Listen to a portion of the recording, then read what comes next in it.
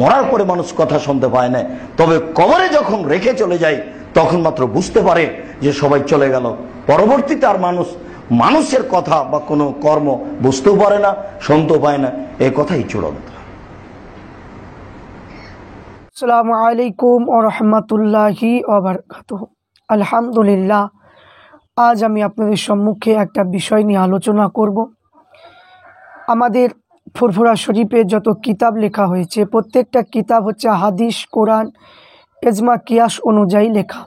যারা বলছে হাদিস দেখান, মানে কি বলছে, এদের মনে হচ্ছে এরা কানে শুনতে পায় না, এরা কানে কালা, ডাক্তার দেখানো প্রয়োজন। কারণ আমি যে কিতাব থেকে বলছি, সেই কিতাবে প্রত্যেকটা হাদিস থেকে এবং কোরআনের আয়াত থেকে এবং ইজমা, কিয়াস এবং ফেকা কিতাব থেকে বলা হয়েছে। তো আজ আমি আপনাদের সম্মুখে একটা বিষয় নিয়ে আলোচনা করব যে মানুষ যখন মারা যাওয়ার পরে যখন মারা যায়, ইন্তেকাল করে, ওই মুর্দা ব্যক্তিরা তারা শুনতে পায় কিনা। যখন আমরা কবর জিয়ারত করতে যাই, সালাম দেওয়া হয়, তো ওই মুর্দা ব্যক্তি শুনতে পায় কিনা। তো বর্তমান সময়ে সমস্ত আহলে হাদিসরা এবং কিছু দেওবন্দি আলেম, তারা আহলে হাদিসের রূপ ধারণ করে তারা দেওবন্দি সেজে বসে আছে। এরাও ফতোয়া দিচ্ছে যে না, যে মুর্দা ব্যক্তি কখনো শুনতে পাই না। তো আমাদের এক কথায় উত্তর হলো, ফুরফুরা শরীফের কিতাব অনুযায়ী যে মুর্দা ব্যক্তি শুনতে পায় এবং সালামের জবাব দেয় এবং কে যাচ্ছে তার পায়ের আওয়াজও বুঝতে পারে এবং চিনতেও পারে। তো এই সম্পর্কে আমি আপনাদের সম্মুখে একটা কিতাব তুলে ধরব, ফতোয়ায়ে সিদ্দিকিয়া। এই কিতাবের মধ্যে কি রয়েছে, এবং আপনার নসিহাতুন নবী এই কিতাবের মধ্যেও রয়েছে, এবং তাহকিকুল মাসাইল এই কিতাবের মধ্যেও রয়েছে। তো আমি আপনাদের সম্মুখে হাদিসের নাম এবং বলা হবে, এবং আপনারা ভালোভাবে শুনুন। যে মুর্দাগণ শুনতে পায়, এই সম্পর্কে সাহাবাদের সময় হতে আজ পর্যন্ত ইমাম ও আলেমগণের মধ্যে উক্ত বিষয়ে মতভেদ হয়ে আসছে। বিজ্ঞ আলেমগণ ইহাকে নাজায়েজ, আবার বহু বিধানের মতে জায়েজ লেখা আছে। এর সুমীমাংসা আজ পর্যন্ত হয় নাই। ইহা ছাড়া উক্ত বিরাট শরীয়তে আদেশ নিষেধের মধ্যে গণ্য নয় বলে অনেকে ওয়া লইয়া মাথায় ঘামান নাই। তো এখন আমি জায়েজ ও নাজায়েজ কিছু দলিল পাঠকবিন্দুর নিকটে পেশ করব, যা এই বিষয়ে মোটামুটি কিছু জ্ঞান লাভ হবে। যারা নাজায়েজ পক্ষপাক্ষী তাদের বলেন যে আল্লাহ তাআলা কোরআন শরীফের মধ্যে বলেছেন, একটা আয়াত মধ্যে লিখেছেন, নিশ্চয় তুমি মুর্দাকে শোনাতে পারবে না। তো নিশ্চয় তুমি মুর্দাকে শোনাতে পারবে না, কোরআন শরীফের আয়াতের অর্থ। তারপরে আরও কোরআন শরীফের মধ্যে আর একটা আছে যে তুমি কবরবাসীকে কোনো কিছু শোনাতে পারবে না। তাহলে কবরবাসীকে কোনো কিছু শোনাতে পারবে না। তো যারা জায়েজ বলে তাদের মতে এখানে মর্ম, তুমি মুর্দাকে শোনাতে পারবে না বটে, কিন্তু আল্লাহ তাআলা ইচ্ছা করলে শোনাতে পারে, আল্লাহ ইচ্ছা করলে শোনাতে পারে। তো এই সম্পর্কে মিশকাত শরীফের ব্যাখ্যা মিরকাত শরীফের মধ্যে লেখা আছে, হেদায়াতের নবীর তরফ হইতে নয়, আল্লাহ তাআলা যাহাকে ইচ্ছা করেন সে হেদায়েত পাবে। হেদায়েত আল্লাহ তাআলার তরফ হইতে, উক্ত আয়াতটি মর্ম বোঝাতে হবে। তাই মাওলানা আব্দুল কাদের সাহেব তফসিরে মাওয়াহিল কোরআনের মধ্যে লিখেছেন যে মুর্দার রুহু শুনিয়া থাকে, আর কবরে তাহা যে ধর পড়ে থাকে সে শুনতে পায় না। সে শুনতে পায় না। তো এবং বুখারী শরীফ এবং মুসলিম শরীফের মধ্যে লেখা আছে, যখন জানাজা আদায় করে লাশ রাখা হয়, পরে যখন কাঁধে করে লয়ে যাওয়া হয়, মুর্দা নেককার হয়, তবে সে শীঘ্রই আমাকে লয়ে যাও, এবং বদকার হলে বলে যে বড় দুঃখ, তোমরা কোথায় লয়ে যাইতেছ। উহা শব্দ মানুষ ব্যতীত প্রত্যেক জীব শুনিয়ে থাকে। তো জারকানি মাওয়াহিবুল ব্যাখ্যায় শরহু সুদূর ইবনে আব্দুল বার ইস্তেসকার কিতাবে হাদিসটা লিখেছেন, যখন তোমাদের কেউ কোনো মুমিন ভাইয়ের কবরের নিকটে দিয়ে যায়, সালাম করে, যার দুনিয়ায় সে পরিচিত থাকবে, তবে মুর্দা তা চিনতে পারে এবং সালামের উত্তর দিয়ে থাকে। বিখ্যাত মুহাদ্দিস আবু মোহাম্মদ হক সৈয়দ আল্লামা সামহুবি রহমাতুল্লাহ আলাইহি উক্ত হাদিসটি সহি বলে প্রমাণ করেছেন।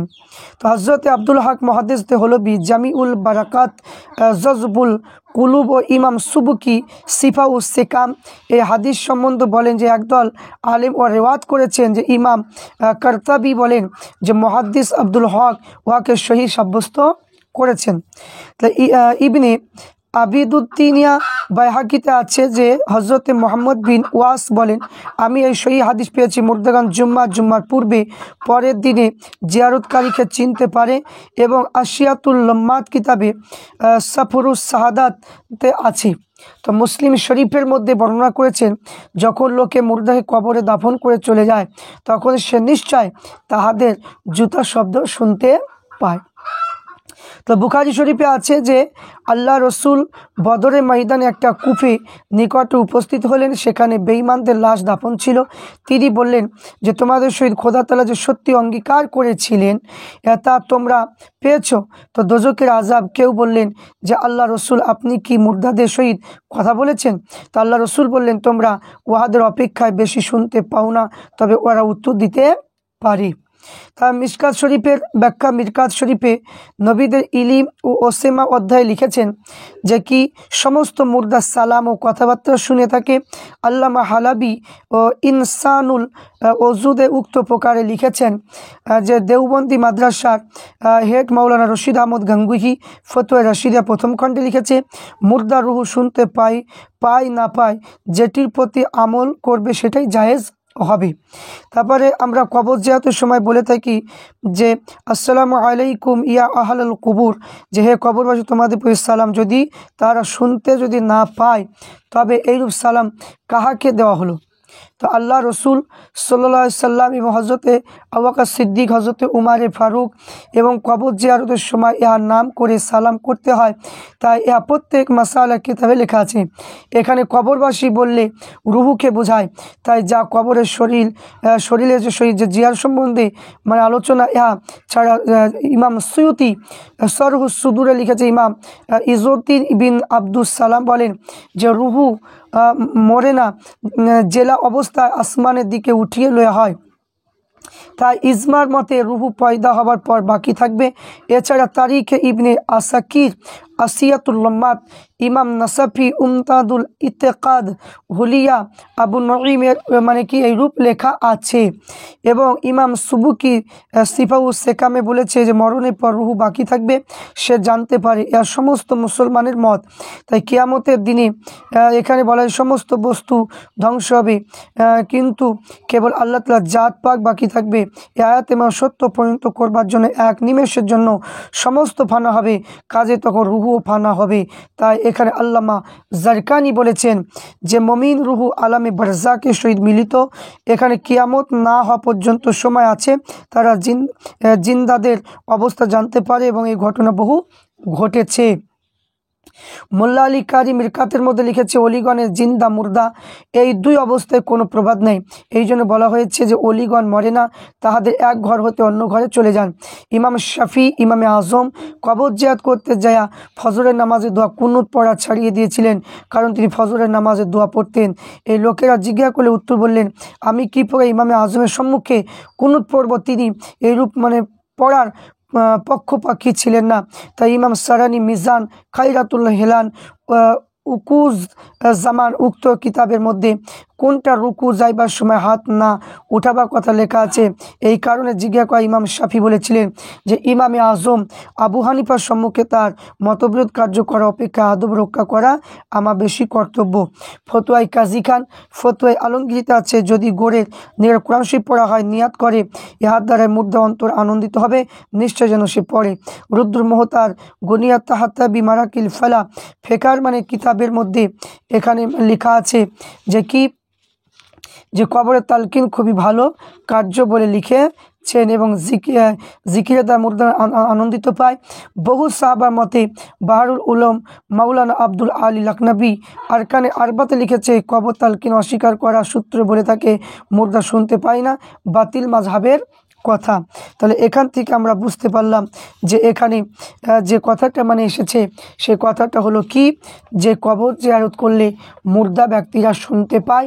এটা আমরা হাদিস থেকে এবং ফিকহের কিতাব থেকে বুঝতে পারলাম যে এখানে যে আপনার মুর্দা ব্যক্তি শুনতে পায়। তাহলে যারা বলছে যে মুর্দা ব্যক্তি শুনতে পায় না, এদের আকীদা খারাপ, এরা হলো 72 দলের মানুষ। তাই আমরা মানে কবর জিয়ারত যখন করবো সালাম দেব, মুর্দা ব্যক্তি মানে জিয়ারত করলে তারা আনন্দ পায় এবং তারা নেকি পায়, এই জন্য আমরা মানে কি কবর জিয়ারত করে থাকি। আল্লাহ পাক রব্বুল আলামিন আমাদের প্রত্যেককে আমল করার তৌফিক দান করেন। আল্লাহুম্মা